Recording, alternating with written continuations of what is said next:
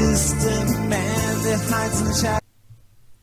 Greetings, everyone. Welcome back to another session with Michael and I on the Satanic Media Agenda Exposed. Today we are talking on the 17th of September, 2023. Michael's in Germany. I'm here in the States in Minnesota. Welcome, Michael. Welcome back, Bret. Thank you. Glad you are taking the time because we are close to the finish line, and I have discovered some things which I have suppressed, but not particular. Not on purpose, just by. Not on purpose. Yes. Trying to get done with the script. Yes. Yeah. These are people really have to totally understand. People really have to realize that it's all about secret societies in this world. This is a load of information that is far and beyond the normal scope of what we would call standard lessons in history, I would say, Michael. Yeah, it's supposed to be, because I don't like this superficial stuff. Superficial stuff you can look up on any etymology, very famous, or on Yahoo, or now with the chat bot or what else. Yeah, they have pre-programmed answers to all your questions, but of course you won't get the correct answer, most likely, because it's just been programmed. It's just a program. If you ask who's Albert Einstein, and blah, blah, blah, blah, blah, blah, blah, blah, blah, blah, blah. Yeah, but you won't find the truth. And that's also what I'm afraid of in the future, that people will just only rely on their stupid smartphone, and they can't read books anymore, because maybe in the future we got symbolic language and you cannot read anymore. I do not know what, and maybe also your smartphone is taking over, so that the smartphone is reading and writing and all this stuff. So, oh yeah, and you say that, oh, hungry, hamburger, and your smartphone automatically does an order at McDonald's. Oh, yeah, really. Oh, I think it's going to be worse than that, Michael. Who does research these days? I really think it's going to be worse than that. Worse than that, okay. Worse I'm glad than that I'm older than you. Oh, well, I think the fact is that we have such a strange set of circumstances that went down a few years back, and it's changed things forever as far as I'm concerned. Sure. We're not going back to anything that resembles what it used to be.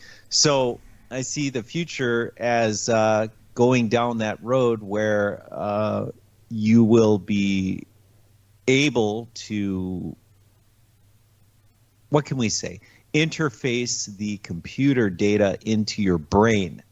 And that's very dangerous. Very, very, very dangerous, because guess what? You can say goodbye to your consciousness if that's the case. On purpose, and we will touch that subject this session.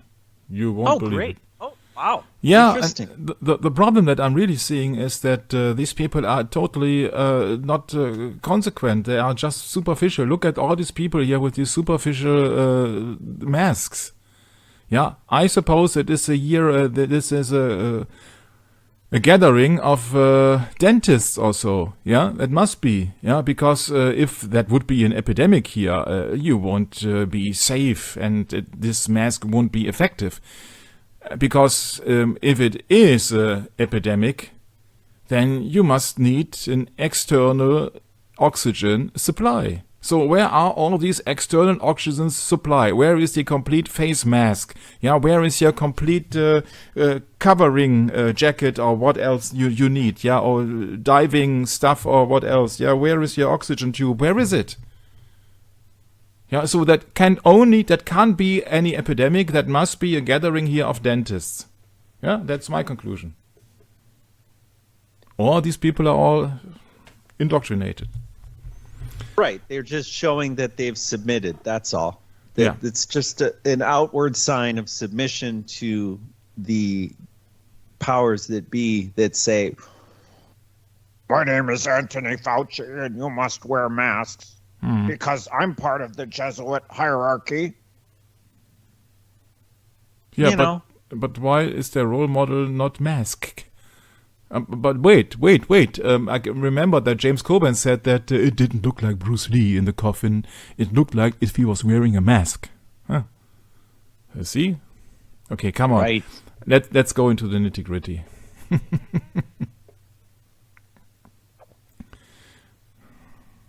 Phoenix, from the Phoenicians. A bird. Just a bird. Ask the Wikipedia. It's just a bird, and it's not important because it's just part of some societies. So what's the deal in it? You won't find any outside. Yeah, if you find a bird with 2 heads, please notify us immediately. But I haven't seen any. But what do I know? You mean huh? a bird with 2 necks, even? Yeah. Yeah. What do you call that? Like a Siamese twin, right? Yes, correct. Yeah. Got it. Thanks so All right. much for educating me in the English language. I'm really looking forward to my visa to the United States, which will occur in, I think, 60 years from now, when there is nobody left because of all these dangerous situations out there. You know, I'm staring at this emblem you put on the screen here, and I'm looking at it in a way that could it be that those little fingers and thumb, is those 2 hands sitting there under the phoenix?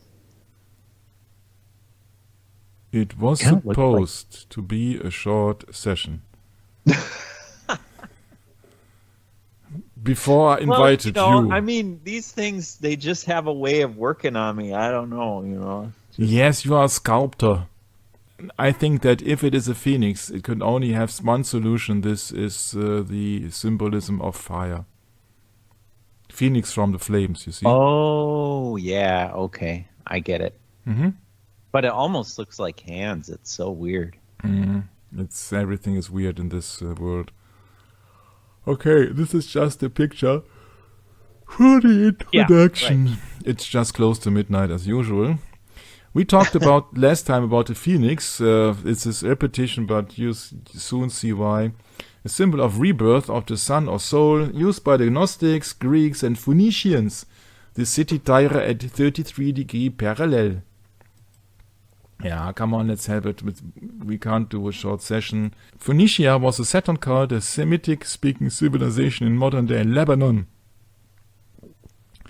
Very much linked to the Canaanites. The worship of Satan and Baal, and Canaanites were the cannibals. The Phoenicians were blonde or red-haired, seafaring Aryans. So this is Phoenicia. They ruled the Mediterranean Sea and colonized Carthage, where they also introduced rituals of child sacrifice to Baal. The phoenix firebird is an alchemical Phoenician symbol of rebirth through blood sacrifice. Hence, it's so logic, you see, that you can only be reborn if you have died in the first place.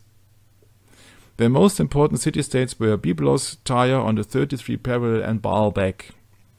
Tyre was close to Mount Hermon, where the mythical fallen angels had landed, and to Dan, the tribe of Dan. Byblos was known for its export of papyrus, hence the Bible, and worship of cow goddess Hathor. But this is never ending when we go into this.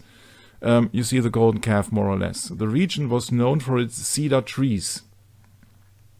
The most important export was Tyrian purple, the color of the crown chakra, okay, in this pagan world. The dye was made of sea snails.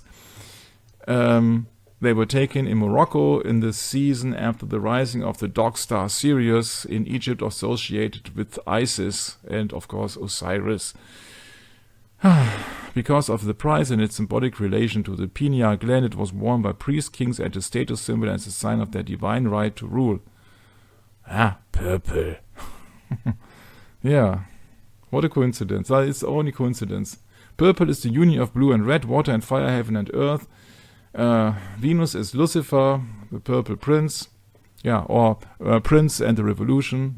Maybe I'll find a picture. Not yet, I don't have time for this, but Venus was worshipped in Phoenicia and all the stuff. You see this. We are talking about a pagan belief with child sacrifice. How do you like that? Sounds like the standard operating procedure. Yes, yeah, world.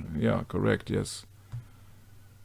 Oh my! This Problem is is that we're supposed to sit there and laugh about it and oh yeah, that really isn't happening. It's just a joke, Michael. There are many children disappearing, although in this 21st century. But you won't find that in the mass media. It's just a number, you see. But there are many people disappearing.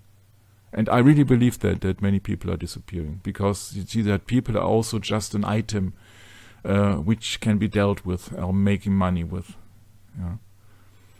So the Bible, written by Jews captive in Babylon, which is incorrect on that side, based on Sumerian legends of the Anunnaki. This is a side which is very interesting when it comes to pagan belief system and rituals, but totally wrong, I think, on purpose when it comes down to real biblical things, because they are always explaining Christianity with Catholicism. Roman emperors like Julius Caesar and Byzantine emperors like Justinian, they wore Tyrian purple. It was important color for the priests of the Catholic Church. Yeah, sure. In the book of the Revelation, the Hall of Babylon is described as arrayed with purple and scarlet color and decked with gold and precious stones. Which means that this is a church of people who are running the world, because you can only have it decked with gold and precious stones when you are very rich. And what did Jesus say? That with the parable of the camel going through a needle, huh? Okay, so let's get back to the script, otherwise we will never have anything ready here. It is related to the Egyptian Bennu bird, the winged serpent and sun disk symbol, and the Masonic symbol of the two-headed eagle, which, of course, the two-headed eagle is then a phoenix. The city Phoenix was built in Arizona, also on the 33-degree parallel. The city San Francisco also has a phoenix on its flag. We talked about this. The phoenix is on the apron of the Masonic 18th degree of the Scottish Rite. We always talked about this. Alistair Crowley wrote Liber 44, Mass of the Phoenix, a ritual of the Ordo Templi Orientis with the Cake of Light. In Vietnam, the CIA created program Phoenix. Phoenix was also the logo of Queen with Freddie Mercury, which is very interesting because there is a running joke on Freddie Mercury that he was just checking in some hotel, which I remember correctly, and just say, oh no, my name is not Mercury, my name is Mason. Yeah. Yeah, and so the entire world is just having fun with the phoenix, which means that somebody has been reborn, because just a symbol of rising phoenix from the ashes. And we have talked about this as an important symbol of OTO, Alistair Crowley. So, what's new? Oh, didn't we talk about China? In China, there's a legend of dragon and phoenix, and I'm not making it up. It is about that the dragon was protecting a precious pearl, so materialism, of course, and somebody stole it. And the only one who could help was a female counterpart of the dragon, and that was the phoenix. And both the dragon and the phoenix, they fought together, and successfully they got back the pearl. Whew. Lucky team. Feng Huan are mythological birds found in the Sinospheric mythology, yeah, so China and Japan, that reign over all other birds. The males are a bird called Feng and the females Huang. This is the dragon, which you see here with the horns, and this is a phoenix with the with the yellow and red. This is a two-dimensional animation with the title The Legend of Dragon and Phoenix. The animated story is adapted from a Chinese folk story, The Bright Pearl. The story highlights the significance of the relationship between two friends, Dragon and Phoenix, which can be seen through the trust and devotion they have in each other. This story can be related to the symbol of Dragon and Phoenix bangle, which is usually worn by the bride in Chinese weddings. Aha! So, Fei Long was a proud and mighty creature who could breathe fire and fly through the skies with ease. Fei Long.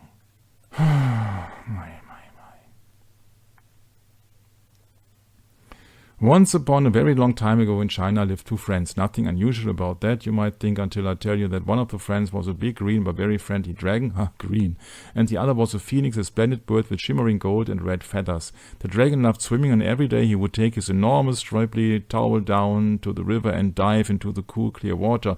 The phoenix, who didn't like getting her feathers wet, would watch him from a branch of a tree. One sunny spring morning, the dragon was drying himself after a swim when he said, "I've been thinking, dear phoenix, where do you think this river would lead us?" The phoenix was a very wise bird and had seen lots of the world. She said, you see, she said, a female, "The river flows down to the sea as all rivers do." Yeah, but it's not the pearl. Oh, yeah, it goes on. I did not know that. "I would love to see the sea," said the dragon. "Will you join me on a little adventure?" By sunset they had reached the sea and watched the big fiery sun sinking below the waves, turning the water pink. The next morning the friends continued their journey and crossed the sea to a tropical island with beaches of dazzling white sand and palm trees. The dragon had seen pictures of such beautiful scenes in holiday brochures. Even the well-traveled phoenix had to agree that the flowers and trees and waterfalls and lakes make this land a very special place. They were sitting by a lake, staring into the water, when they noticed one of the pebbles at the bottom of the lake was glowing. At first they thought it was a trick of the light, so the dragon dived down into the water and moments later emerged clutching the pebble. Out of its watery home the pebble glowed even more brightly. "I think we have found something very precious," said the phoenix. "You have indeed," said a grumpy voice. "This is no ordinary pebble, that is a magic pearl."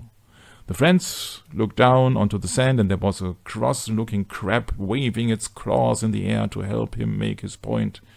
"Put it back where it belongs," said the crab. "It is the magic in the pearl that makes this island so beautiful."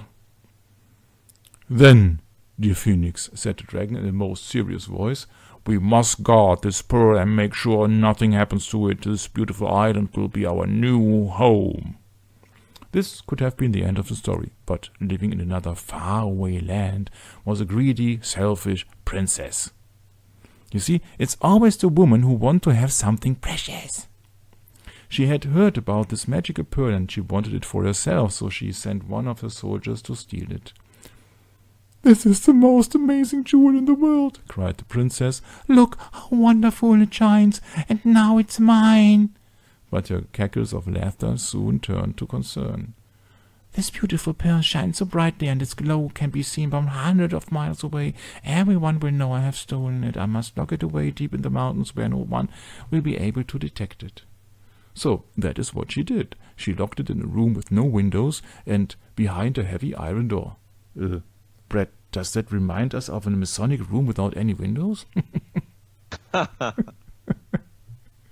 convenient. Or maybe the backside of the Texas Schoolbook Depository, huh?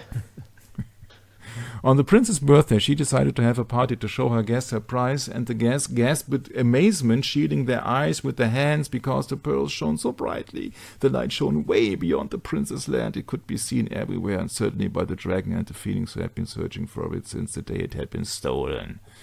With a rush of her beauty, gold and red feathers, the phoenix swooped in amongst the party guests and scooped up the pearl with her claws. But just as she flew out of the palace, the phoenix dropped the precious jewel and watched helplessly as it fell through the air and rolled down to the bottom of the mountain. And then a most extraordinary thing happened. There was a deafening crash, a dazzling flash of light, and the pearl began to melt. Slowly in its place, a lake of emerald green water spread across the land. Oh, I see. That's where they have the emerald tablets from, these Sir Mistress Megisters. Interesting. Okay. "Nothing bad will ever happen to this magical lake," said the dragon. "This time I will guard it in the only way I know how." And he turned himself into a mountain on one side of the water. "I follow you, my friend," said the phoenix. And she too transformed herself into a mountain to guard the other side of the lake. Somewhere in China, the lake is still there, and so are the mountains, which means the dragon and the phoenix are guarding it very well. And I am slightly remembered of Twin Peaks here. So that's the BS. Now we're coming to more conclusions here. So Fei Long, the dragon, the dragon, was a proud and mighty creature who could breathe fire and fly through the skies with ease. But the phoenix, she flew down from the sky and landed beside Fei Long. "What troubles you, Fei Long?" He sneered. Fei Long breathed fire, and Feng Wang sang a beautiful song. Okay, We are glad that Bruce Lee had never made a recording single or so. Yeah, but this is just Chinese mythology. The phoenix itself has been known for, quote unquote, signifying great changes in your life. It is time for rebirth and renewal. Aha. Because in Freemasonry secret, the phoenix, or he, or the one, or just the Masonic apprentice or what else, he enters into the underworld becoming as the phoenix. So they are playing with death. It's just like in The Killing of the King when somebody plays Hiram Abiff has been killed by the 3 ruffians. That's the correct interpretation. So this mythological bird with these extreme wings, which reminds me something of Zoroastrianism, is about the phoenix in the underworld, and phoenix will then rise from the ashes. And we know that there are 13 parts of Osiris. Osiris is where? Is in the underworld. So to be reborn as a phoenix, you must first enter the underworld. Usually you are dead then. So in the Freemason symbolism, yeah, you must be dead then. So it's very interesting when you have all these 13 numerology in the United States dollar note, especially in the backside. Yeah, all these 13 stars and what else? 13 everywhere. Yeah, 13. The 13 fetish, 13 branches of olives, 13 arrows, 13 stars. Yeah, and they speak about an eagle. Yeah, so they can't live without Roman symbolism, which is not originated in Rome, of course. Yeah, so Rome is the last empire, not the first. Yeah, here you see the 13 stars, and they get away with that in telling you that, okay, of course, there is December 13th. Huh? That's interesting, Michael, because, when I was looking at this years ago, I was making a video. I think it's the most popular video on my YouTube channel. And I saw the correlation between the, what is it called? The Maltese cross. And that has 13 points to it. Yeah. So you have, so it all correlates, doesn't it? Yeah, it's very interesting that the Maltese cross, because you see that these Maltese, they are just the derivatives of the Knights Templars. And the Knights Templars' most unfavorite day is the 13th, Friday the 13th. And it's very interesting when 13 is the number of death in tarot. So it's an unfortunate number, if you would like to call it that way. They get away with that in telling you that it's just they resemble the 13 states of the United States then. Yeah.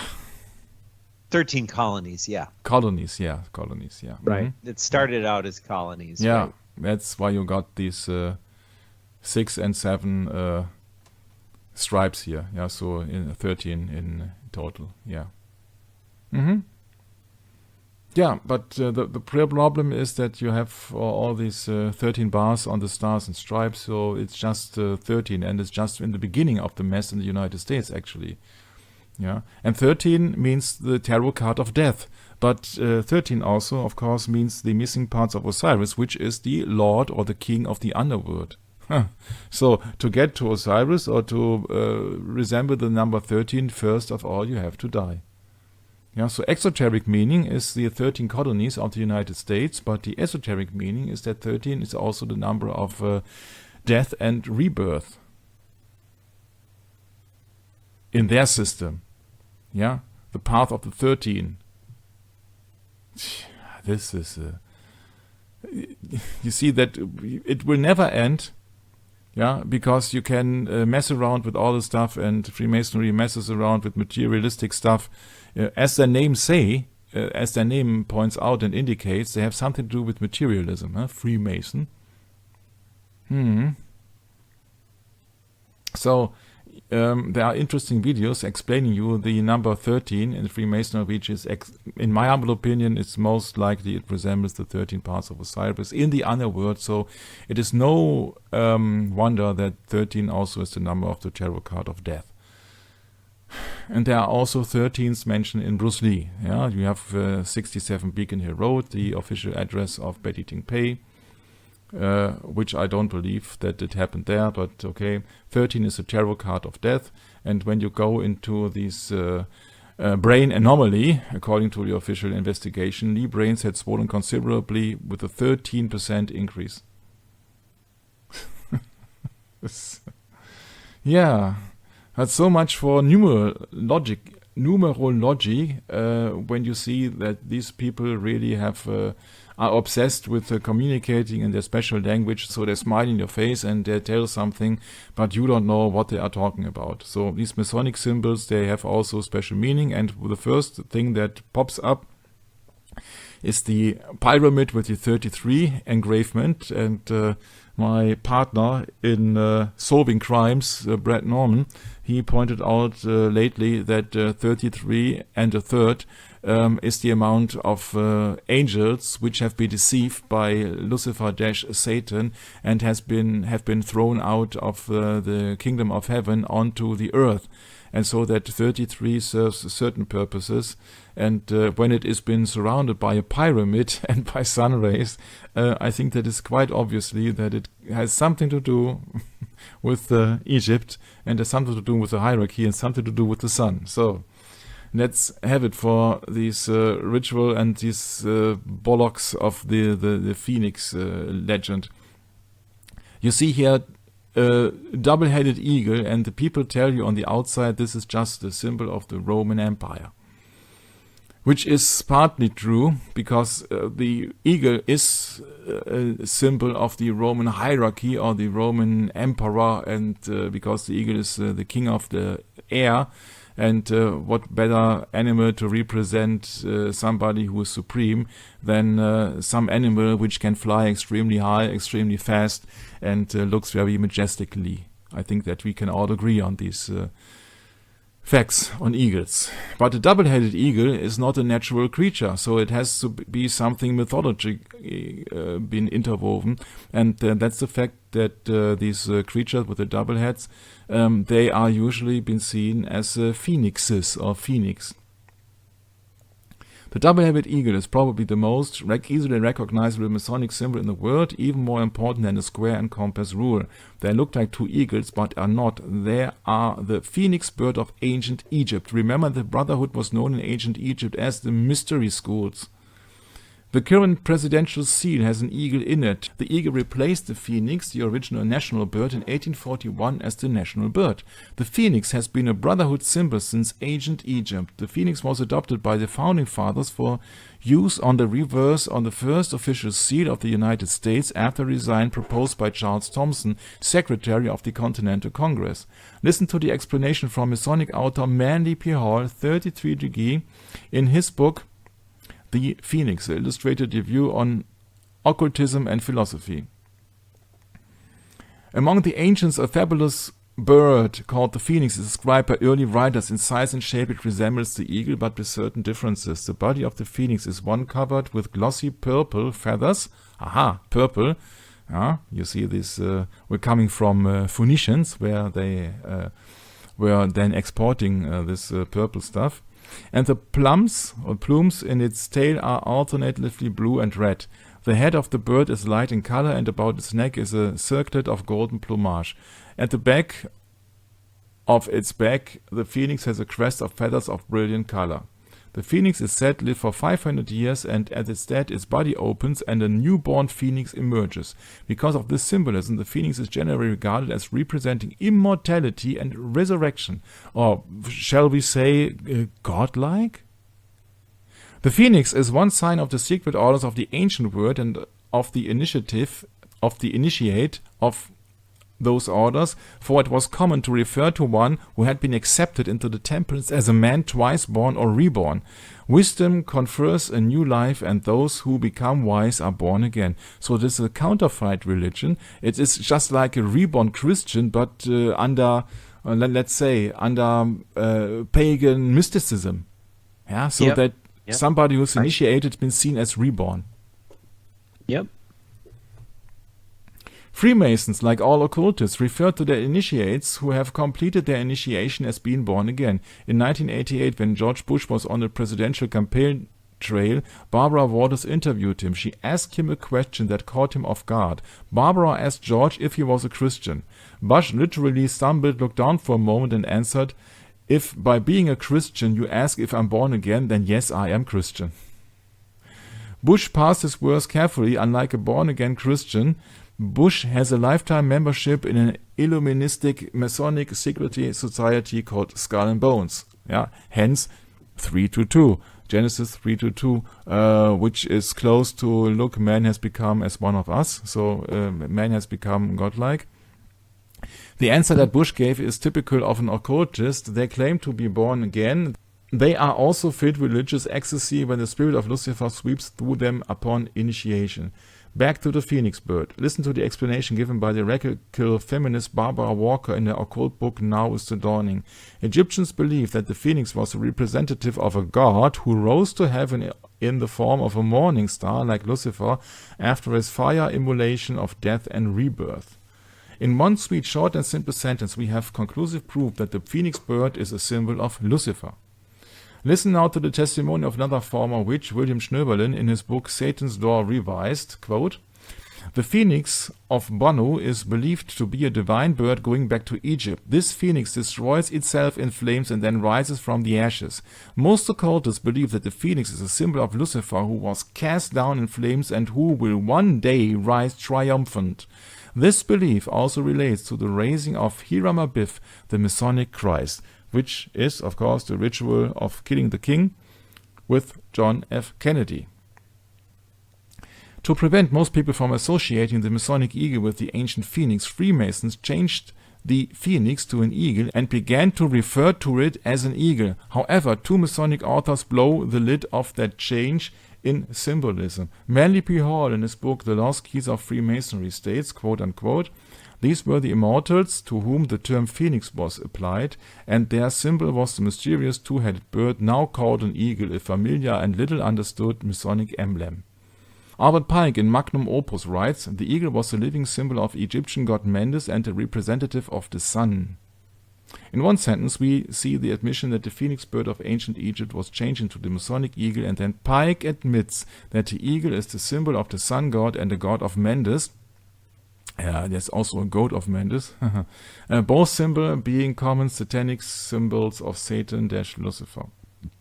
Remember also the satanic meaning of the phrase depicted below the eagle or the two eagles, Deus meum que jus. As explained in part 1 of 5 of the big series here, this is a typical satanic Latin phrase meaning Masons are saying that they are using occult methods through Lucifer to achieve their rights and justice. Oh, it goes on and on and on. But I think that is quite sufficient to explain what the phoenix actually is. Yeah, so it is a symbol of Lucifer. So, it is a replacement of Christ, because Christ says the only way to the Father to receive everlasting life is the belief in Jesus Christ as the only begotten Son, John 14:6, and the Freemasons said, "Nah, you only have to be part of us because we are just worshipping the two-headed eagle or the phoenix as a symbol of rebirth, and somebody has been spiritually reborn if he is initiated in our order." What a world. They are worshipping images and idols. Can you really make it up in one sentence that they really believe in some ancient Egyptian bird as representative for Lucifer, and they're just been worshipping this image as a replacement for Lucifer, as if Lucifer-Satan could bring everlasting life? He did bring death. People do not read the Bible. Read Genesis chapter 3. "Oh, you will not surely die." That was a lie of Satan in the disguise of the serpent. My. So I'm not going anywhere here, because then it would be not about Bruce Lee. Yeah, so that was an excerpt here. Whoops, wrong. Yeah, that was an excerpt here from that interesting book. Which, wow, thanks for that, Michael. That was really, really interesting. Very interesting. Deus always means God. Tja. The true magic symbol is an image which hides an inner meaning. This meaning is usually cunningly hidden behind a form which most people think they can understand immediately.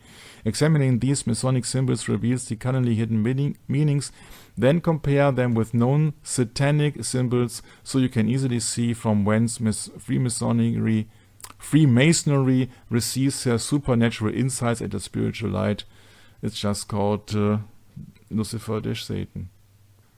So, the Scottish Rite, Freemasonry, double-headed eagle in question mark phoenix.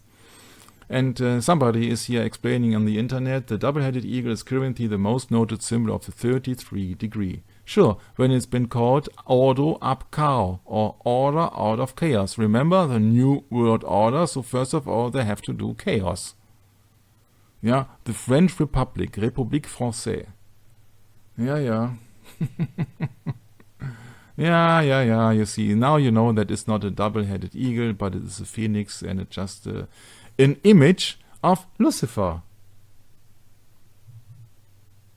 It's sad, huh, when the truth hits you. Yeah, so also Frederick the Great has been involved in that with the Order of the Royal Secret.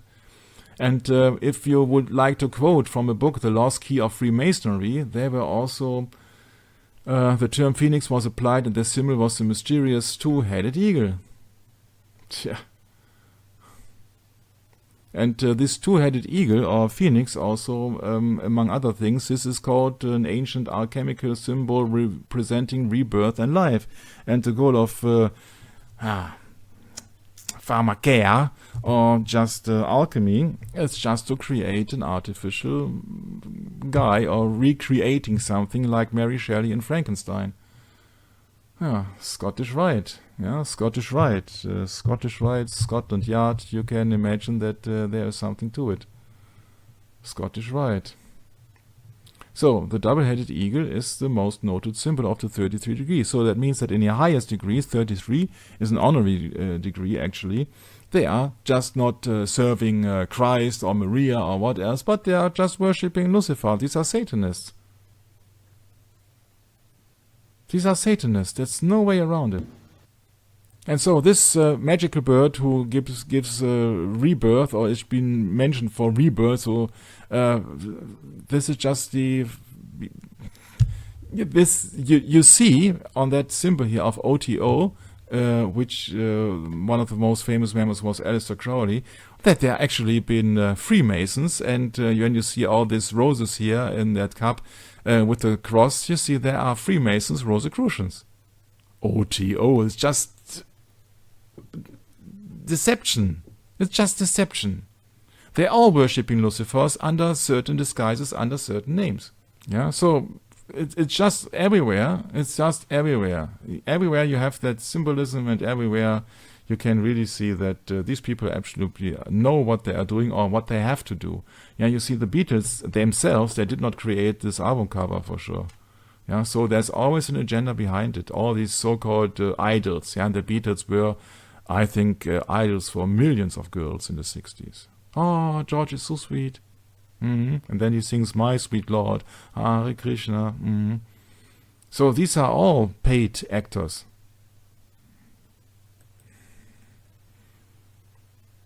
Yeah, it's like Rosemary's Baby about the birth of Moonchild. It's just also Rosicrucian's theme. Or, if you would like to say so, it's a connection to Rosicrucians and therefore to Freemasons. So there is no other way around. You wanted to have it. So then look at, I just have to decrease a little bit here, because otherwise it's hard to read. So, Liber 44, yeah, so the law 44, has on top a winged something, yeah, and then two pillars, which resembles a temple, and then you have here 44, and the mass of the phoenix, which is birth, rebirth, so it must have to do with death, obviously. Yeah, from Argentum Astrum, so the silver star, and all these suborders and orders and all this stuff. So the Mass of the Phoenix is called Liber 44, an Eucharist ritual written by Aleister Crowley, if you believe that, AC, Aleister Crowley like the Antichrist, which first appeared in 1913. It's an official ritual of the Argentum Astrum.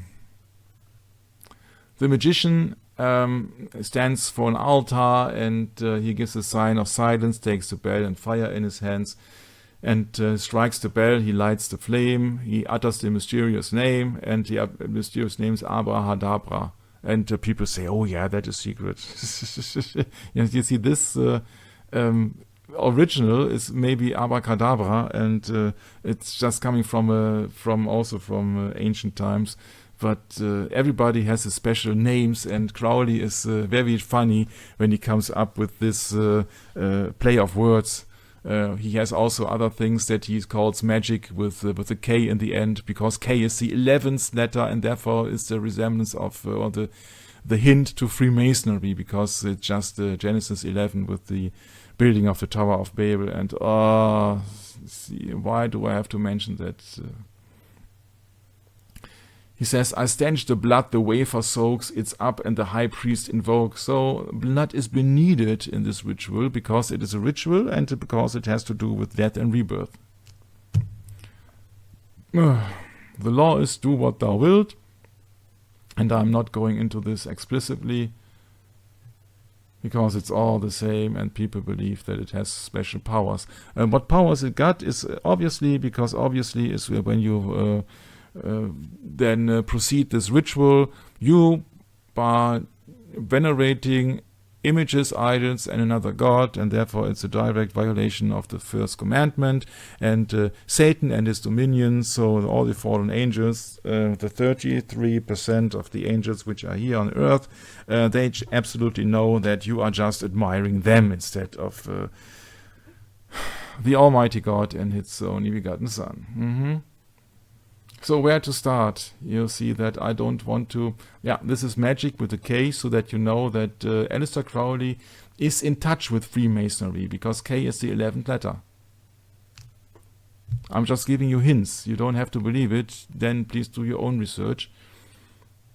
I know that many people do not know all these relations, and they just believe that Aleister Crowley did everything with inspiration and on its own, and was just the miracle magician of the 20th century. Then you have to believe that.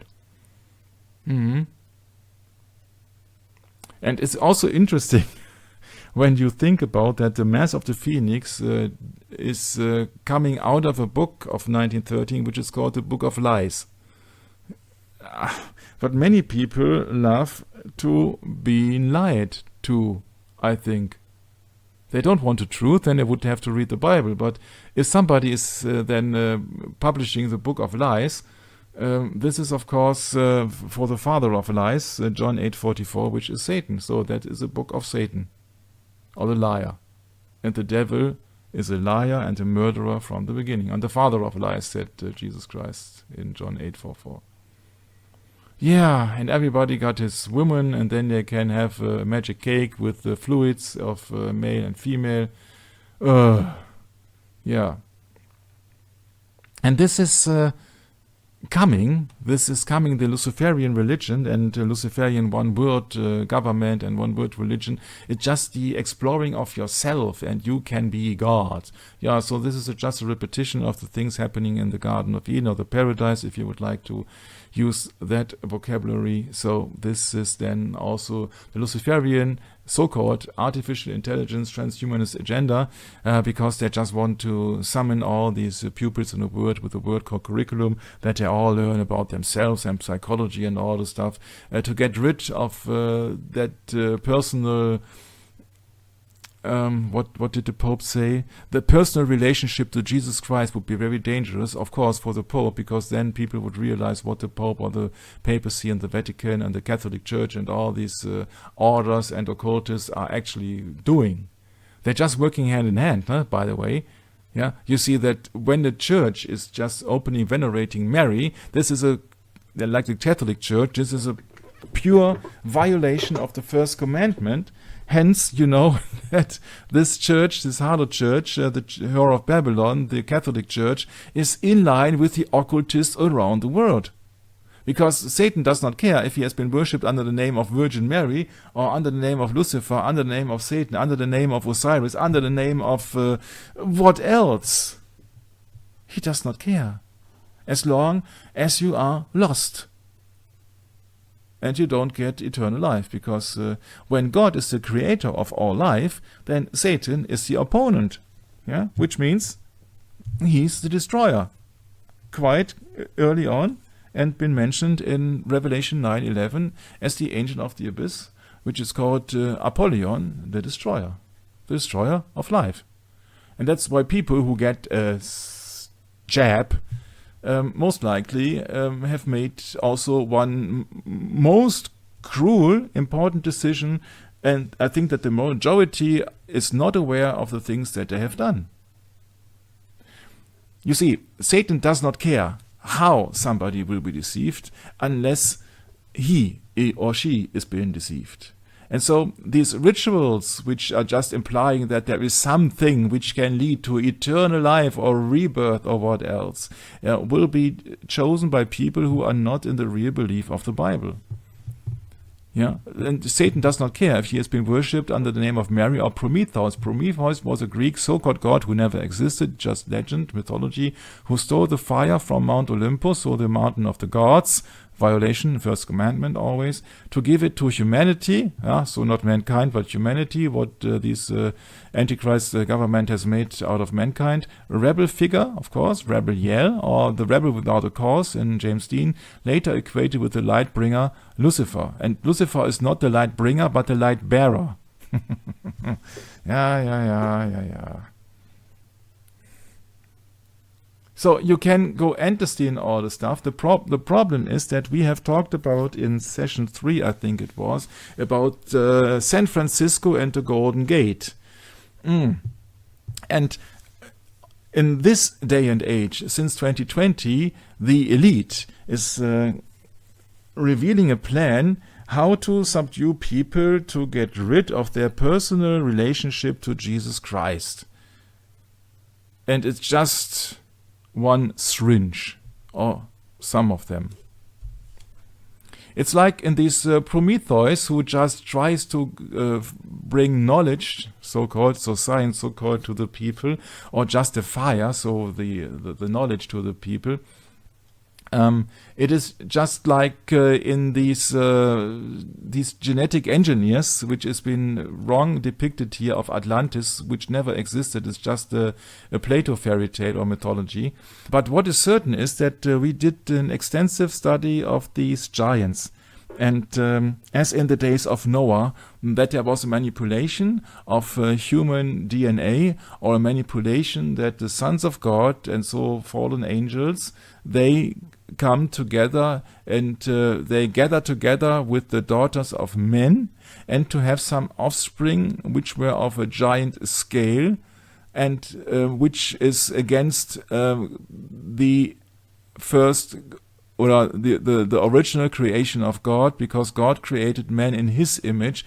And so Satan, as a spirit, is the counterpart and wants to create mankind in his image. So to destroy the seed, because there's only two seeds, the righteous seed of Abel or Seth, and the unrighteous seed of Cain, with the mark of Cain, which is the 8-pointed star, more or less the flag of Great Britain. By the way, Great Britain ruled Hong Kong in 1973. So therefore, they want to manipulate the DNA of people, which I am totally convinced of. And this is just starting from 2020. And this is the old story once again. Yeah, under now the fear of being unprotected against an epidemic and all the stuff, which I told you before when you saw this street train in Hong Kong somewhere with the legend of Bruce Lee, that the people are just wearing masks because out of restrictions, or sometimes also out of fear. Yeah, and this fear has been used by demonic, satanic, evil forces to create more fear and more fear-mongering, so that they can control people into jabbing people with poison, actually. Yeah, because in every syringe there is poison. Yeah, they need it as a transmitter so that it really works. So even if they would, and there are some auxiliaries in it, which also can affect your brain, and so your direct connection to God. And therefore our brother in Christ, Hector, has sent an interesting video, and I also had made some screenshots out of that video to combine it with this Bruce Lee reading here. Yeah, because a ladder or a bridge also can be a motive in mythology as the broken spine of Osiris, or it can also be the bridge between heaven and earth, which in Freemasonry terms, which I have not included here, would be then Jacob's ladder. Yeah, Jacob's ladder. Oh, come on. Cardio machine is called Jacob's ladder today. It's unbelievable, huh? In the fitness studio, Jacob's ladder. Oh, Brett, what a world. Well, they got to do something, to break it up, so you can't. Yeah.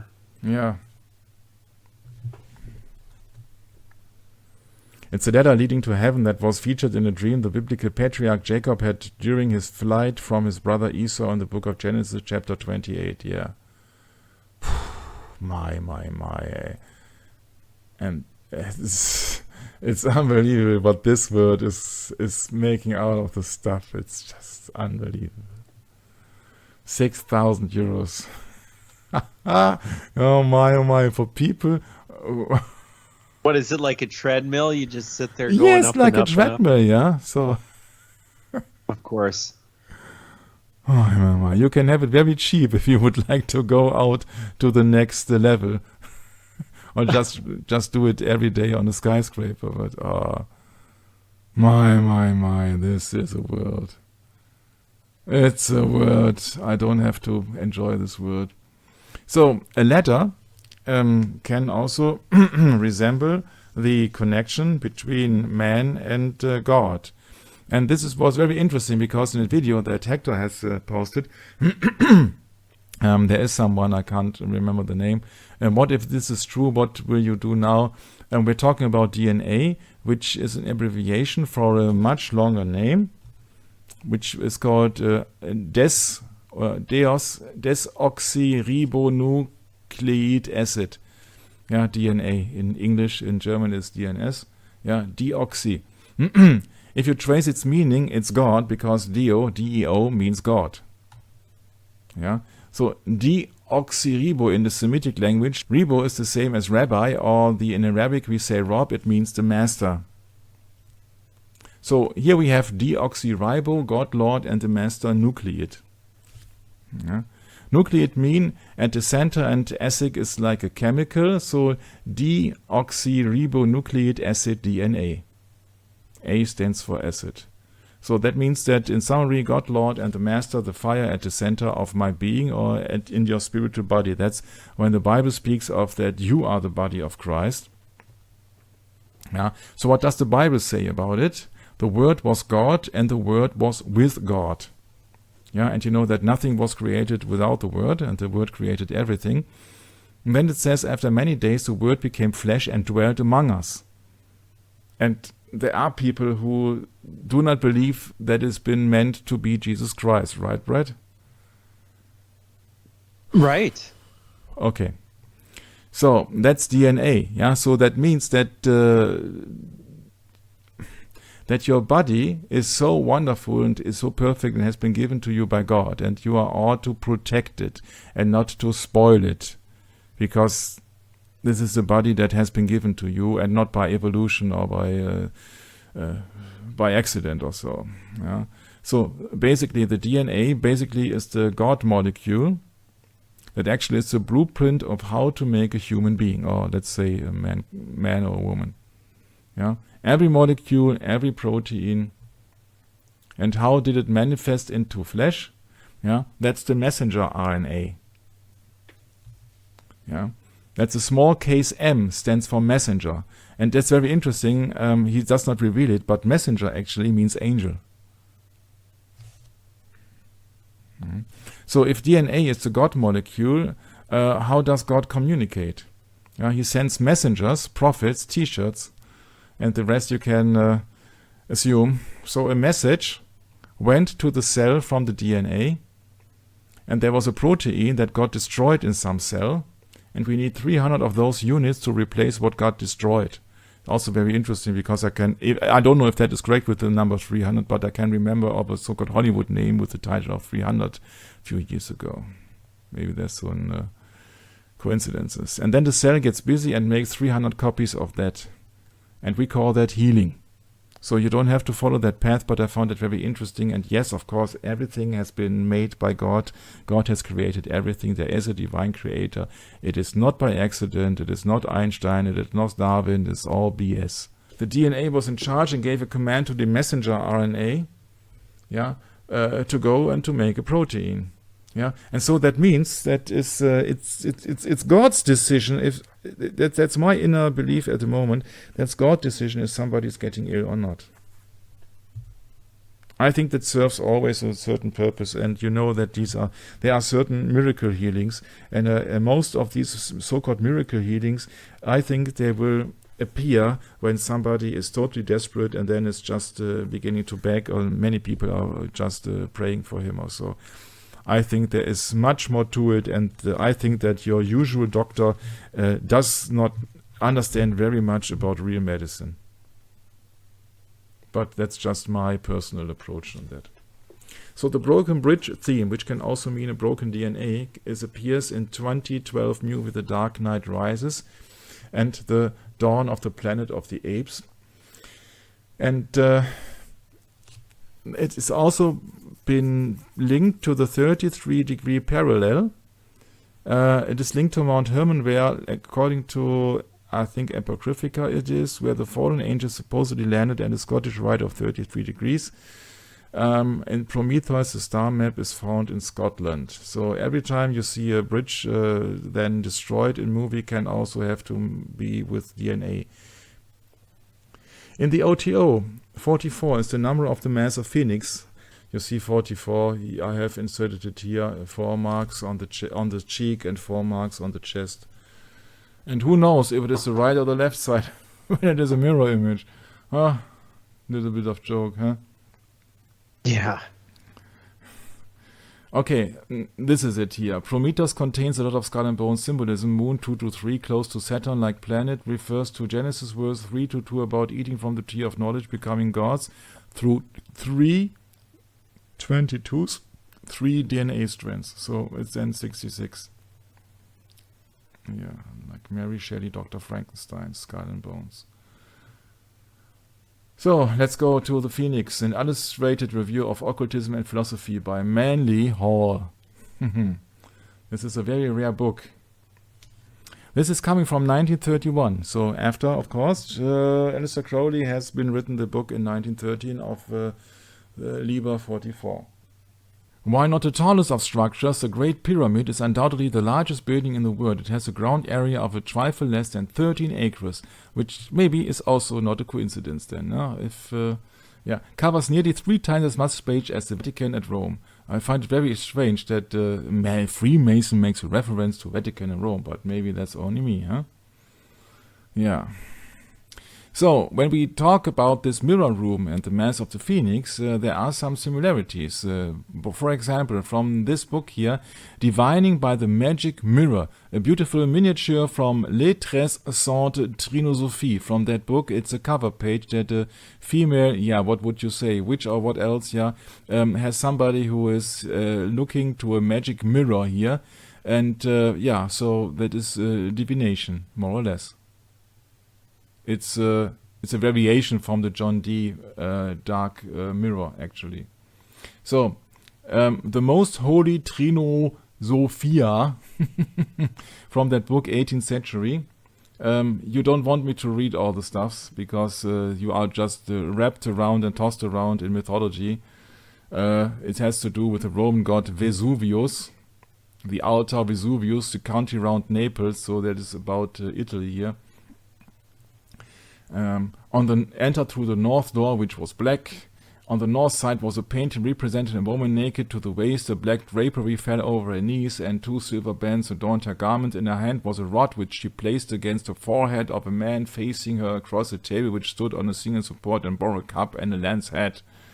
Ah, this strange book with that strange mirror. It is very strange. It's extremely strange, yeah.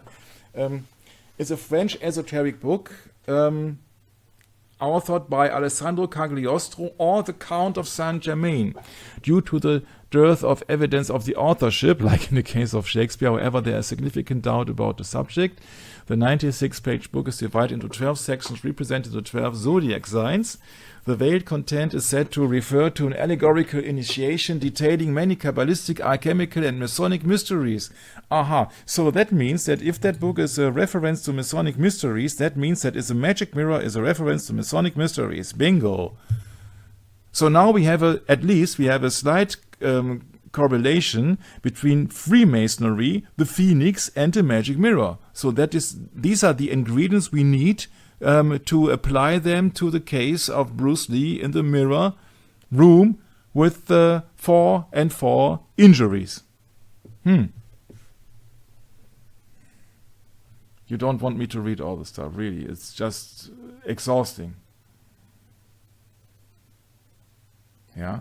So, but the problem is that all our people are just, when you are speaking about Freemasonry, we are speaking about the devil, actually, in common terms.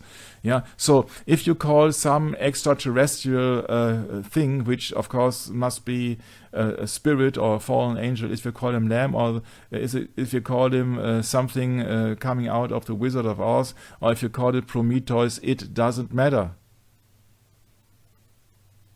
It doesn't matter.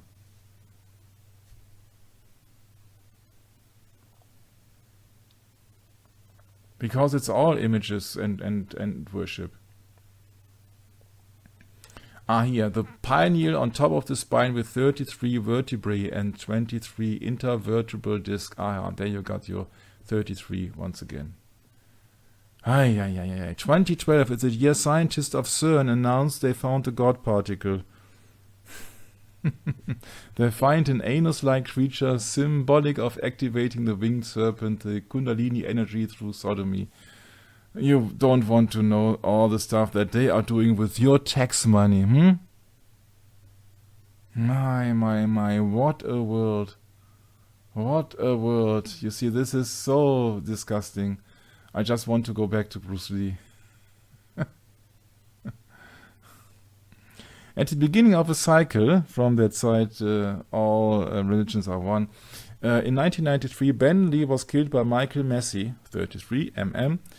Michael Jordan's father died at July 23, license plate containing 23. Michael Jackson was accused of sexual abuse of Jordan, and River Phoenix died aged 23. Yeah, so that is just maybe a coincidence. What is not a coincidence is the following. From that biography of the director of Enter the Dragon, named Robert Klaus, you know, that famous guy who came up with Paul Heller with the idea of the mirror room. This is a picture here of Grace Lee and Li Hoi Chuen. Bruce's father was a prominent member with the traveling company of a Chinese opera. While growing up, Bruce and his father had little contact. As such, Bruce grew up on the streets of Hong Kong, a rebellious, unstructured child. Yeah, why did I read this? In fact, Bruce's father was nearly killed during the Japanese invasion, which is then, of course, 1941. He and a friend were sharing an opium pipe when a bomb crashed through the roof and passed Lee only a couple of feet away, speaking of his father. Although the bomb never went off, it carried his friend to the floor and to the basement. The man was crushed to death. In Hong Kong alone, approximately 230,000 Chinese died under Japanese rule in less than 4 years. Yeah, you know then his hatred against the Japanese. Oh, gee. There was only one reason Hong Kong became useful, and that was for the opium trade. The British plied the Chinese with opium until the nation was nearly destroyed, just as the Japanese plied them with heroin before World War II. Interesting. So there was a long history of Chinese subjugation under Britain and animosities have been long-standing. The Chinese have, on occasion, tried to rid themselves of the despised British colony rule, and on January the 15th, 1857, perpetrated what became known as the Great Poisoned Loaves Plot. Listen, please. As the British citizen sat down to a breakfast that always featured bread or toast, some of the 400 victims noticed an unsavory smell to the bread, all of which had been baked in one particular Chinese bakery. Later that day, it was discovered that every loaf of bread had been liberally laced with arsenic. In fact, the bread was excessively laden with poison, causing those who ate it to vomit. This excess caused the plot to fail, and Britain, in a fury, shrieked for any and all involved in the plot to be summarily hanged. The event finally calmed without a single death being reported, but the colony's British subjects went on strict diets, suspecting all food except that which they could positively verify as free of any possible tampering. When I read that from that biography of Robert Klaus, I found that very, very interesting when you know that the atomic number of arsenic is 33. And you see, there was a plot in 1857, which you can look up. It's called the Great Poisoned Loaf Plot, 1857. It's Hong Kong, guys. There is so much going on there. So I think that the theory with arsenic is it's not highly unlikely. I think that's also a valuable theory. Bruce's father had prospered as an actor with the Chinese opera and had purchased several flats that were a source of further income for the family. Still, it was not the family that profited from Lee's ability to make money as much as his cronies in the theater, who would always arrange a loan, or the gamblers he sported with, or the dealers who supplied him with opium. Lee was a licensed opium smoker, and he used it because he said it helped my theater voice and sweetening my singing. Every theater in Hong Kong had its backstage room to hold, and etc. You can think of yourself how the sentence is going on. This is about his mentor in the Catholic school. When Bruce died, Brother Henry was in Malaysia, a country where Bruce was a great hero and where he had a high percentage of the population are addicted gamblers. When the word reached Malaysia that Bruce had died, most couldn't believe it. Bruce was young, robust, and a great physical specimen. The gambling establishment immediately posted odds on whether or not he was alive, and the betting began. Brother Henry told of a scare that Bruce got himself into with the Triads. The mafia-like criminal element in Hong Kong and most other Chinese communities in the world is called the Triads, or their more formal name, Three Harmonies Association. It is established there are over 100,000 members of the secret society in Hong Kong. And I would suggest that they have an impact on Bruce Lee's father that nobody talks about. When his father is in a Chinese opera, don't you believe that he has at least been asked by the Triads or so? Nobody talks about that. I cannot imagine why nobody is just researching that fact. This is the birth of Bruce Lee. So his oldest brother is called Peter. Peter had been hardly born before Grace, so his mother was again pregnant. What if this next child was another boy? Again, precautions must have been taken to distract the ominous spirits that could feel hovering near. If a dark hand waited for a boy, the child was lost. This led to Bruce having so many names. When Bruce was born, he was given a girl's nickname, Little Phoenix, as a diversionary tactic. We know that Phoenix is female. Like this fairy tale, and his ears were pierced to further confound the evil ones. He was born in the year of the dragon and the hour of the dragon between 6 and 8 in the morning. That morning in the hospital, Grace, so his mother, decided to use the American spelling of Lee instead of the Chinese Li, naming him Li Yunfan, which means to go back or to return to. And there my alarm bell rang. Because they tell you officially that he had to go out of Hong Kong because of the threat of the Triads. but actually his name means to go back or to return to than his birth city, San Francisco.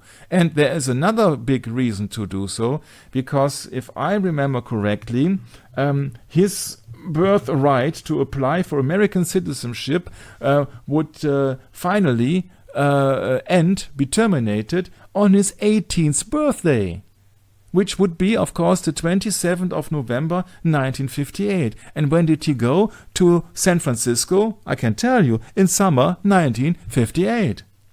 So I don't believe many things that in official biographies has been pointed out. Yeah, they had a problem with the police and all this stuff.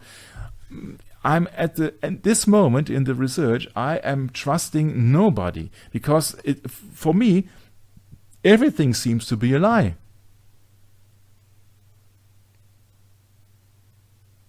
One of the Chinese characters of his name signified San Francisco, all of which implies that his mother thought her son would one day return to America, and more specifically San Francisco. How accurately she prophesied. A nurse at the hospital thought the name was still too Chinese and decided to call him Bruce Lee. Aha, so it's the nurse to decide. Aha, that's new to me. I thought it was the parents to decide, but the nurses to decide. Sure, we have to believe it. Yeah, you have to swallow that pill too. The name that ultimately appears on his birth certificate. Later his name was again changed when it was discovered that Chinese characters symbolizing his name were too similar to those of his grandfather. This time he was called Lee Yuen Kam. At an early age, he demonstrated the untiring energy that he would always possess, and the family called him Never Sit Still. His brother Peter, so his older brother, has said when Bruce was still for any length of time, his family assumed he was sick. When he began his early career in film, he was given yet another name that reflected his birth year, or Little Dragon, which is in Chinese is Li Sui Long. Even today in Hong Kong, he is often called by that name. Still, he continued to use the name Yun Fan, and the transcript of his stay at the University of Washington shows his name to be Bruce Yun Fan Lee. So, and you suppose that is a coincidence, a pure coincidence, that his mother gave him the name to return, and there is also in his name is something to prosper, to return and to prosper in his birthplace, which means San Francisco. And the correlation between his definite chief aim, where he says, I wanted to be the highest paid Oriental superstar in the United States. And you think that is a coincidence that they just came up with the name of Bruce Lee because it's a clan of Bruce, Scotland, and what else? And then you think that it's a coincidence, actually, that this mother of Bruce Lee gave him the nickname Little Phoenix, when the phoenix is the symbolic flag, or the flag symbol of San Francisco. And it has nothing to do with Freemasonry, when his first approach in the Chinese movies is at the age of 3 months, more or less, in the movie Golden Gate Girl by a lesbian Chinese movie maker. And it has absolutely no connection whatsoever to Freemasonry, because we know that the phoenix is the symbol for alchemy, for birth and rebirth. And you think that is all a big coincidence, then I have to think that I think the next session is nothing for you. Because then we will go a huge script of all the possibilities, and in the end you will stand there totally confused and say, what a world. I am now in the position, with all the research I did at least, and I'm not perfect, that I say, sorry, but I think that everybody is lying. Everybody is lying to you.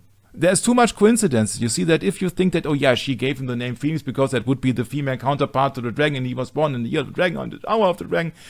But it is strange that he was born in San Francisco. If I have read correctly, she was highly pregnant, days before Bruce Lee was born, they arrived in San Francisco.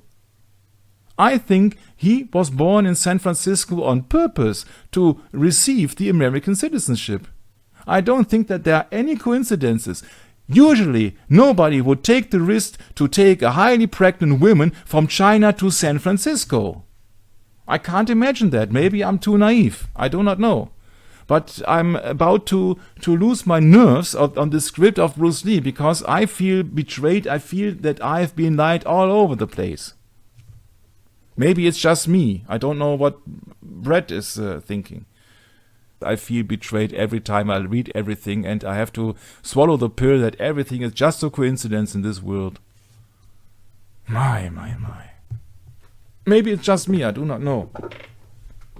But if it's not just you, because this has been the common theme, I think, for most of us in this day and age. Yeah, you see that it's also the same with the Queen Freddie Mercury, who makes just fun of it and says, ha ha ha ha, don't call me Freddie Mercury. Because, of course, it's not his name, he's just a liar. Yeah, he's violating one of the God's commandments not to bear false witness. Yeah, Freddie Mercury means Freddie the Hermes, Freddie the Magician. Yeah, so, and his nickname is Mason. Yeah, and of course this red, black, and black, white, and come on, you see that, I don't think so, these coincidences. Yeah, Freddie Mercury from the band Queen, yeah, sorry, where do you want to start in this world? Everybody that you know will betray you, because the band Queen famously was represented by a phoenix. Not on Wikipedia. Not on Wikipedia.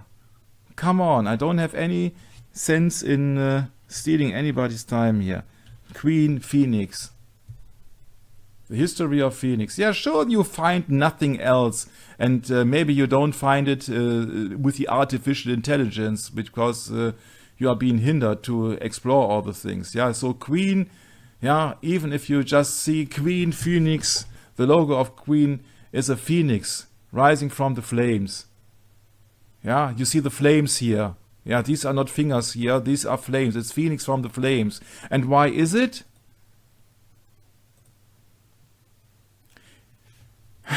His family, he was bisexual and everything. His family practiced Zoroastrianism, prophet of Friedrich Nietzsche also sprach Zarathustra. He went to St. Peter's School, the Phoenix logo like the logo of Phoenix and St. Mary of the Jesuits in India. Congratulations. But it must be a coincidence, right? And that Bruce Lee's father, who was an opium addict, who was a star in the Chinese opera, who had most likely nothing to do with the triads whatsoever, yeah, he starred 1947 in a movie, 100 of Birds Adoring a Phoenix. And that must be a coincidence. It's all a coincidence. And Bruce Lee was just coincidentally, he was a Jesuit-trained mind control actor used in the Chinese film history and the Hollywood film industry. He married Linda Lee, he worked with Sharon Tate, that's of course the Rose of the Valley. It's just a coincidence for the movie The Wrecking Crew, Sharon Tate together with Jay Sebring, Rosicrucians, Freemasons, Rosemary's Baby, all over the place. And his son Brandon Lee was shot in 1993. His son, Brandon Lee, was shot in 1993 by Michael Massey. And it's a total mess.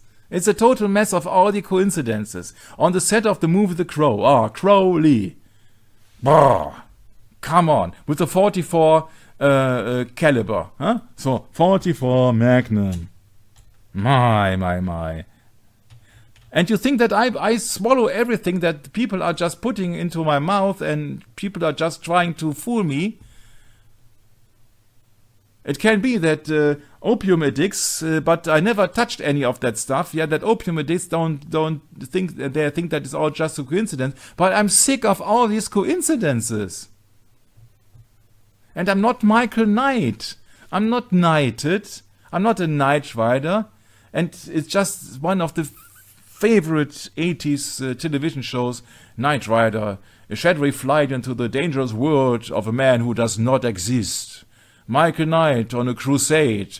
He's on a crusade. He's a knight on a crusade. Yeah, what else do I need to know other than the car is black and he has a red woo scanner. So it's black and red. What else do I know? What else do I need?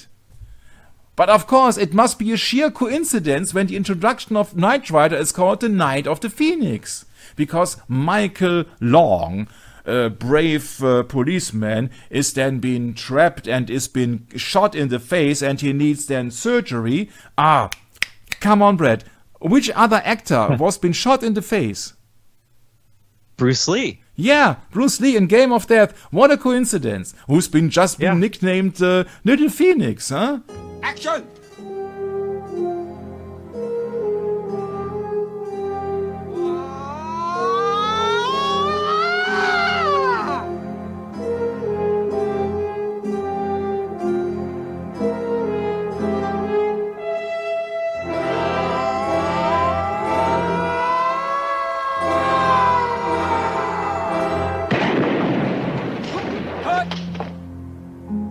Billy, what's the matter?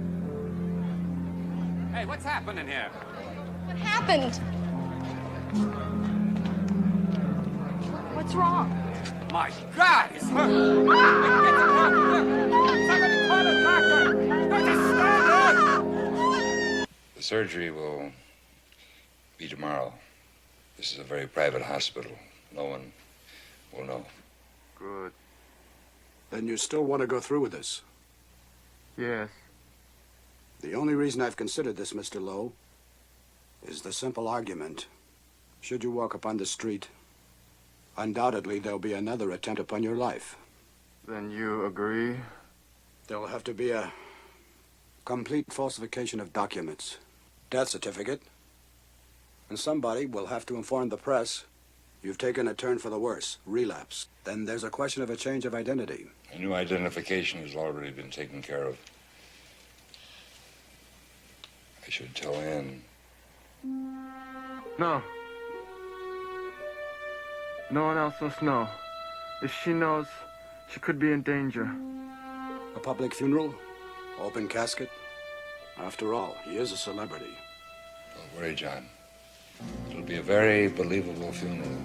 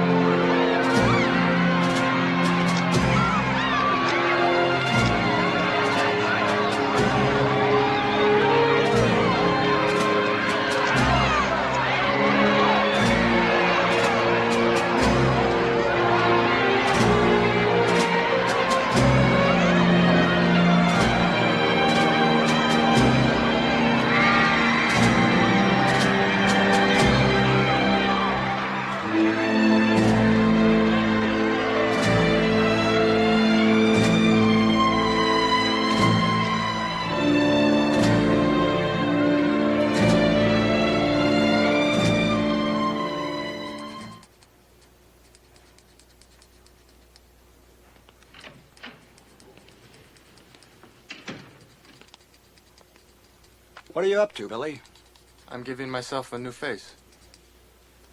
Before and after. Much better. I've already told you, Billy, you're going to have a normal appearance again. You'll see. Wait till tomorrow when those bandages come off. Please report to the nurses station. Well, excuse me. Dr. Ferguson, please report to the nurses station. The new Billy Lowe. Yeah, and now, when a young detective called Michael Long is ambushed in a failed police stakeout, he is believed to have been killed. In reality, he revives and learns that his face has been altered and his identity had been changed to Michael Knight. Can you imagine? But it must be a coincidence, because Phoenix means birth and rebirth. Ah, and by the way, Freemasons are being controlled by the Knights of Malta, by the way.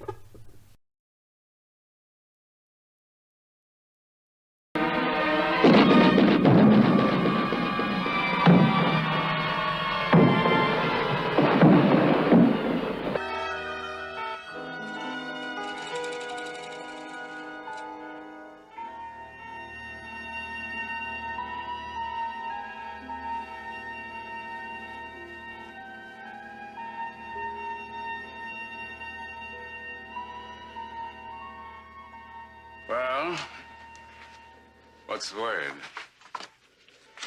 I'm going to give you the same answer that I've been giving you for the past 4 days. He's probably the only human being on this planet who's in worse condition than you are. Is he going to die? He should have. That bullet was fired point blank right into his skull. How did he survive? The man has a metal plate in his forehead. You see? Probably military surgery, I would guess. It deflected the bullet, which was heading right toward his brain. And it came back out through his face. We'll never know what he looked like.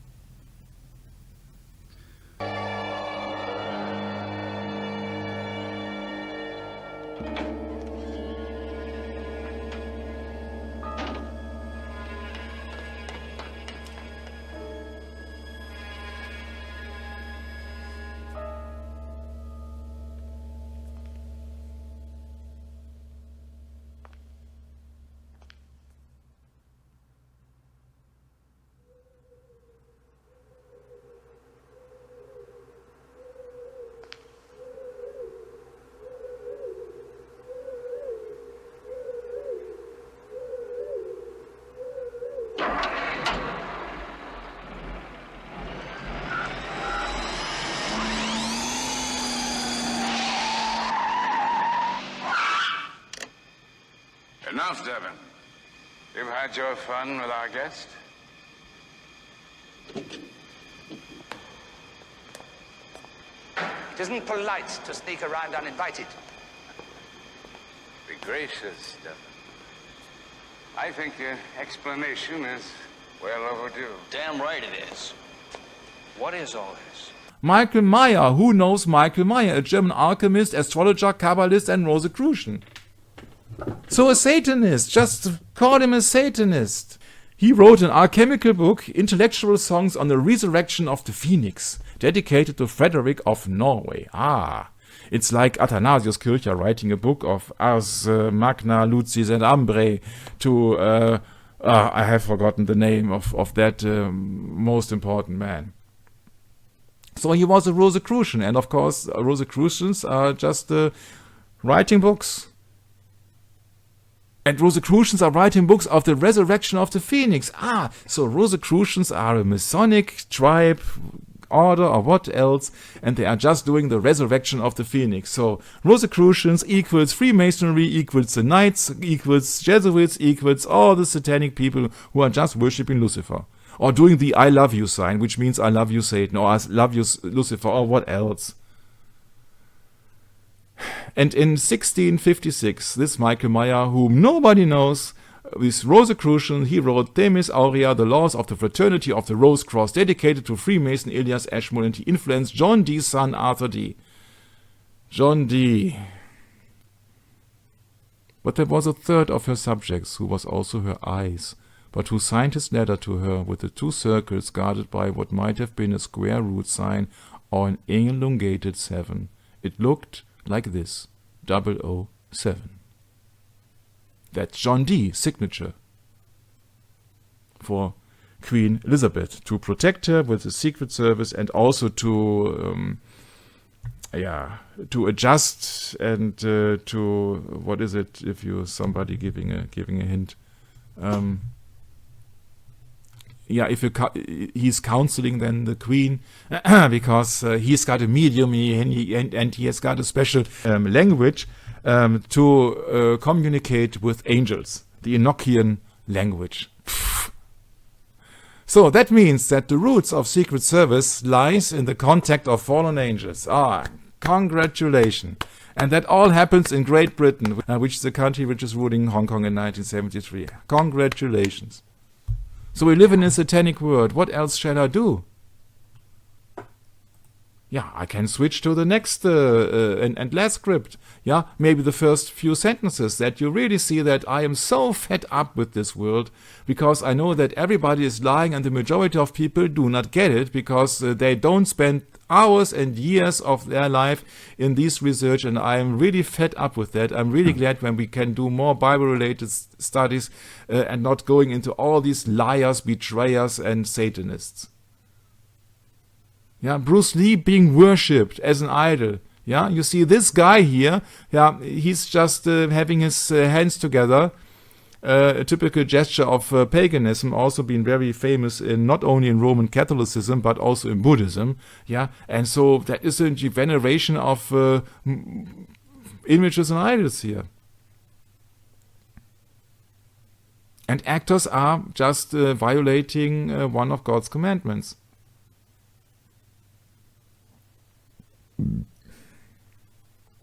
Thou shalt not bear false witness against thy neighbor. And speaking of Rosicrucians equals Freemasons equals Knights equals Jesuits equals all of the evil in the world. Yeah. Now look at this symbol here of Hong Kong. And then please compare that with the hexagram of Aleister Crowley's Thelema religion. Both have a 5-petaled flower in the center, which symbolizes the pentagram in the case of Aleister Crowley, and of course these are 5 leaves or 5 petals or what else in the case of Hong Kong. The hexagram of Aleister Crowley represents the heavenly macrocosmos, that's the official explanation, or planetary forces, and is a symbol equivalent to the Rosicrucian rose cross or ancient Egyptian Ankh. What was the Ankh a symbol of? Somebody was related to USA. Can you remember, Bret? Oh, gee. The guy who drove that Cobra, who was the friend of Sharon Tate. Oh. Mr. Roman Kumar. Polanski? No. Mr. Kumar, better known as his artist name of Jay Sebring, with the Ankh. Ah, yeah. Yeah, that's right. Yeah. The 5 petals of the flower represent the microcosmic forces of 5 elements. Yeah, in China they have 5 elements. They have wood. Of the magical formula, and is a symbol equivalent to the pentagram or pentacle. And you see there is no magic formula. You see that is all BS. The 2 symbols together represent the interweaving of the planetary and elementary forces. Yeah, but it's all against gods. It's the worship of images and idols. Yeah, and that is what many people are doing here with Rosemary's Baby. This is Rosicrucian, and this is just, of course, rebirth, and they just want to create a moonchild. This is another ritual of Crowley, and this is here a famous Scottish group.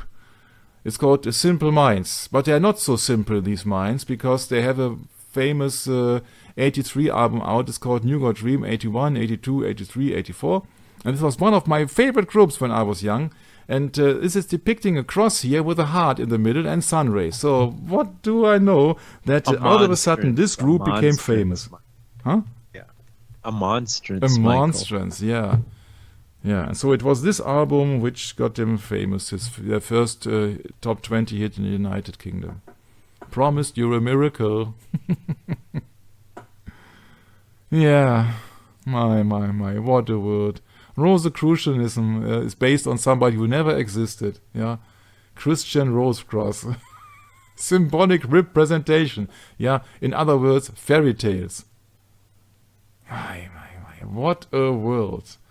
Yeah, we have talked about this before, but I think that you need one big hit in the end. Yeah, one big hit in the end. Yeah. Let me introduce you to a city in Argentina called Rosario. It's the largest city in central Argentine province of Santa Fe, with a population of 1.7 million people. Rosario is the head city of the Rosario department and is located at the heart of the major industrial corridor in Argentina.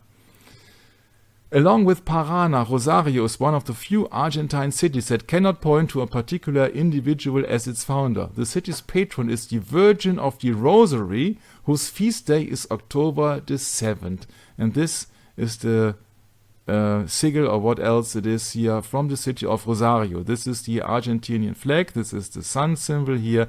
This is a harbor. This is an anchor. This is a castle. And of course, you know what that symbol means. And this is a sun, which is depicted here and usually is in the center of the Argentinian flag. And these are the sun rays of the Jesuits. But that must be a coincidence. Yeah?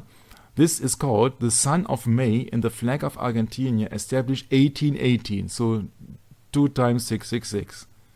But that must be a coincidence. And it may be also a coincidence that the country has its root in Spanish colonization in the region during the 16th century. 16th century, that was the starting of the Jesuit order.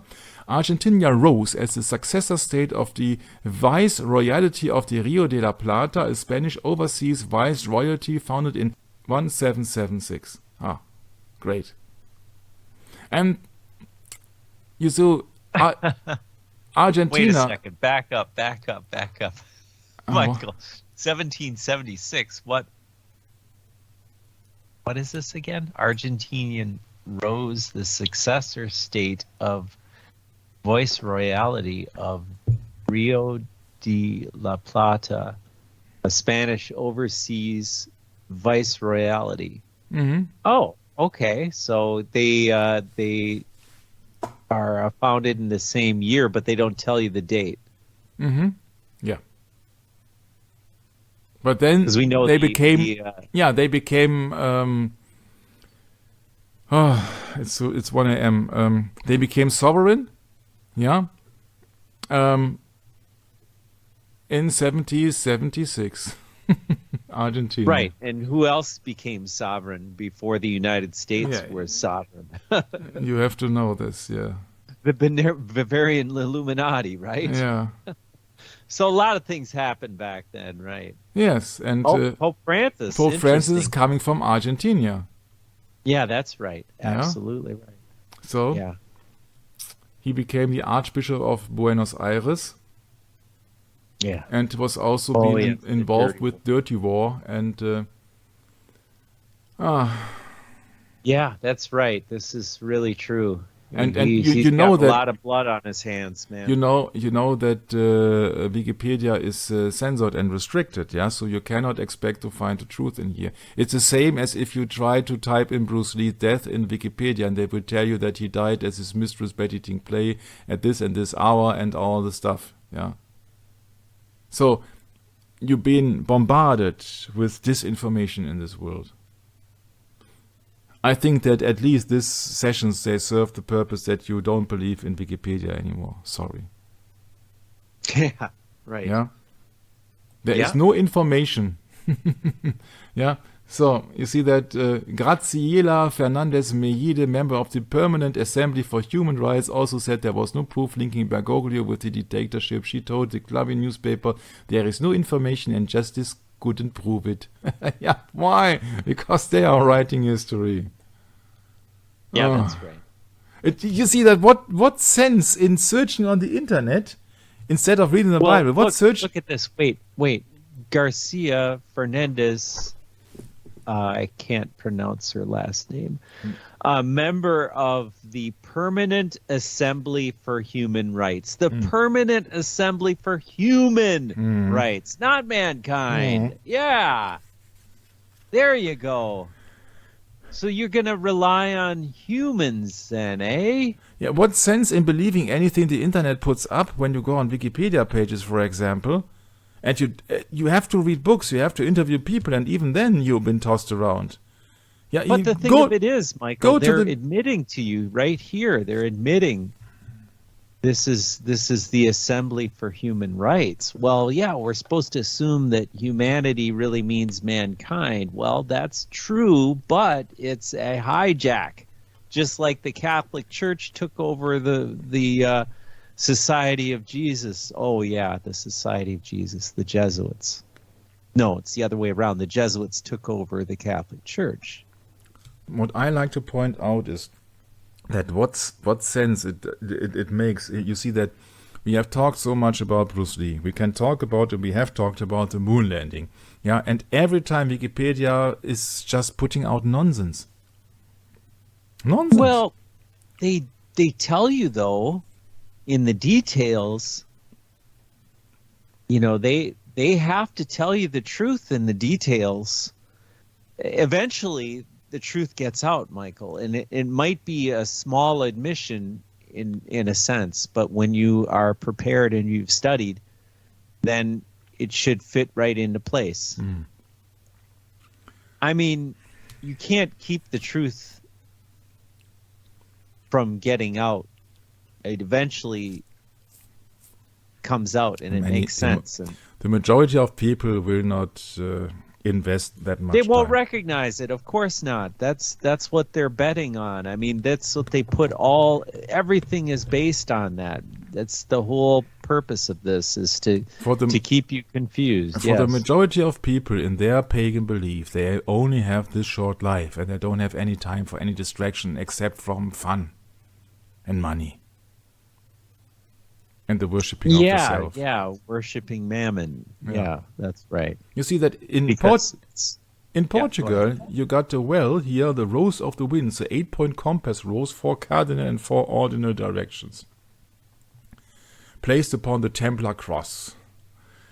A variant used by the Knights Templars, the Rose Cross and all the stuff. Yes, the Knight Templars, the Rose Cross. You see that everywhere, everything is interwoven and interconnected. Yeah, and this is almost the end of that session, because it's unbelievable, because it seems that nobody is reading the Bible. During the late 19th and 20th centuries, various groups styled themselves Rosicrucian. The diverse group who linked themselves to Rosicrucian tradition can be divided into 3 categories: esoteric Christians, Rosicrucian groups who profess Christ, which is absolutely untrue. Yeah, this is esoteric Christians. Yeah. Rosicrucians group, this is all BS. Masonic Rosicrucians group as societies Rosicruciana, and initiatory groups such as the Golden Dawn and the ancient mystical order Rosicrucians. Yeah, I'm sorry, but these are just Lucifer. It's just Lucifer. It's like the same as in the Phoenix symbol. Yeah, but I'm convinced that the majority of people who are just putting out wrong explanations of all the stuff, they are just making money with that. This YouTube video, and I don't name the channel, but you can easily look it up. It's called Karana Muda, the Sigil of Harmony. Yeah, Sigil, yeah, the Sigil of Harmony. What else? You see that they believe it, and millions of people believe it, and they all think that I'm wrong, and I'm just having here. Be the lunatic here. Yeah, but the problem is that their Hinduism and their Buddhism has just been founded in 500 or 600 before Christ. Yeah, so come on. Yeah, this is just another variation of deceive people, but they don't get it because they just want to be as gods. You see that I am really sick of this stuff. You see, if somebody has been shot by a MM-33 in a movie of Crow and the name is Brandon Lee, yeah, so if somebody does not see that reference, I can't help it.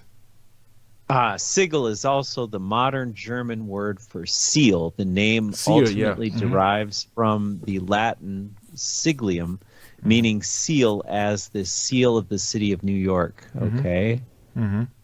The Germanicized derivative of the name was given to professional seal makers engravers. Excuse me.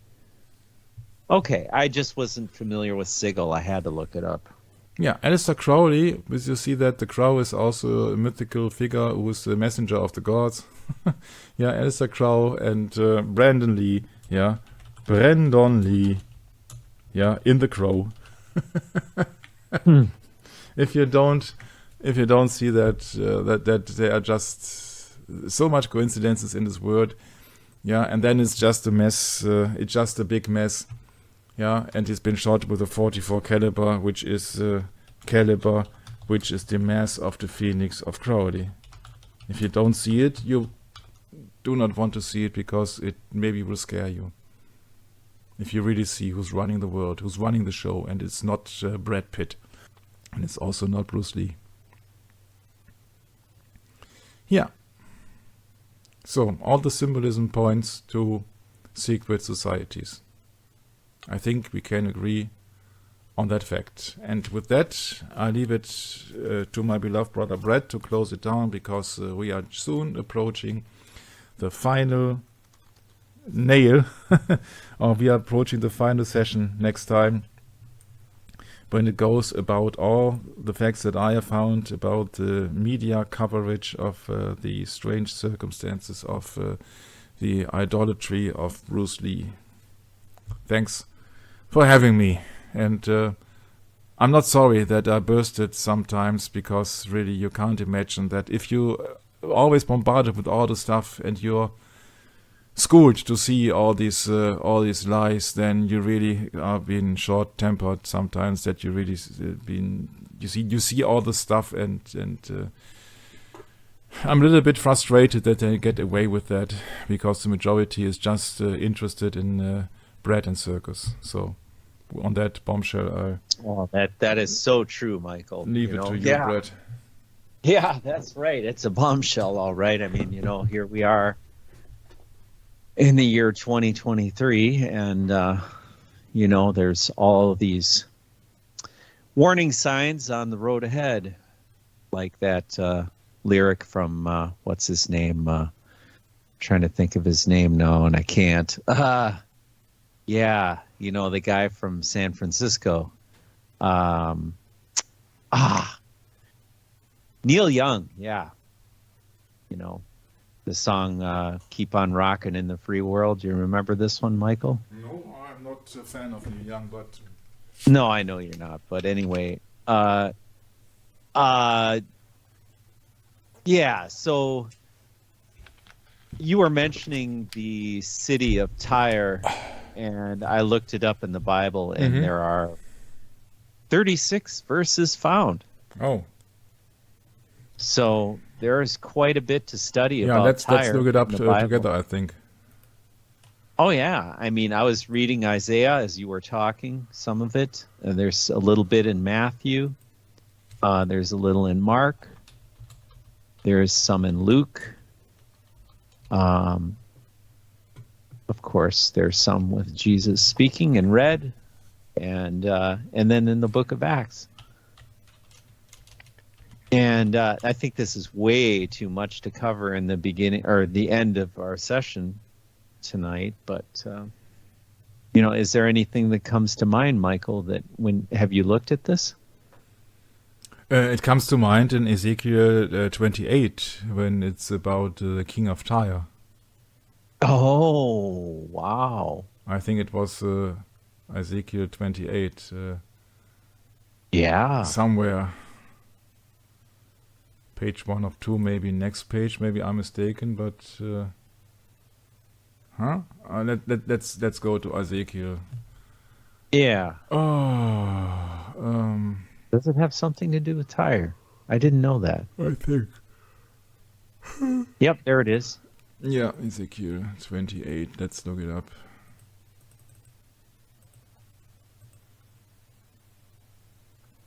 It was the Prince of Tyrus. That's Tyrus. Sorry. Yeah. Interesting how those names are so close to each other. Close, yeah. Mm-hmm.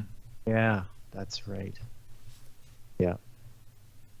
But there's so much in the Bible. I mean, how can we ever compact such an incredibly rich history into a short space? It's impossible. We should never try that. But I was just briefly looking over that, and I keep thinking of Isaiah, because Isaiah just seems to be the recurring theme today. Isaiah and Jeremiah,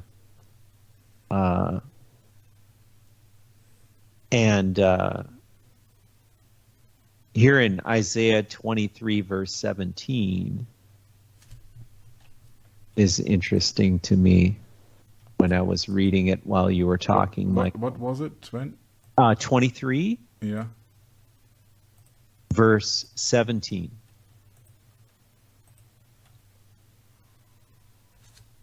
And it shall come to pass after the end of 70 years that the Lord will visit Tyre, and she shall turn to fire.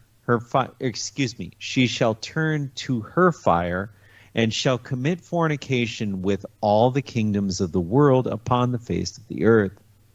And her merchandise and her hire shall be holiness to the Lord.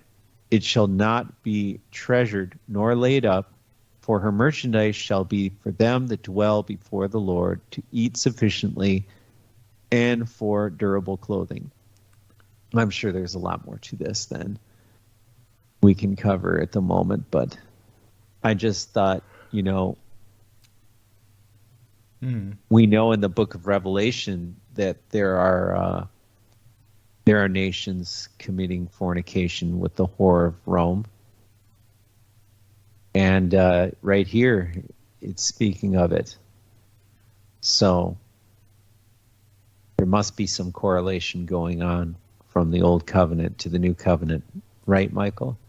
Oh, there is much. Jesus Christ has also been announced, and all the stuff is just, you see that the Bible is not contradicting, but fulfilling. Yeah. Yes, exactly. So, yeah, these are, prophetic things that probably have come to pass, and that are, from our history, but that doesn't mean we should not know them. We definitely need to learn. And this is a learning process, studying the Bible, asking the Lord for intervention and help, because the Spirit of the Lord works through our research, Michael. That's why we need to do our own research. And that's why we always try and touch on that every time we do a session. Is because it's vital for your growth and your development as a believer. So with that, we'll close it down and hope to see you next time. And God be with you, and don't forget to study along with us, and hope to see you soon. God bless, and bye-bye for now.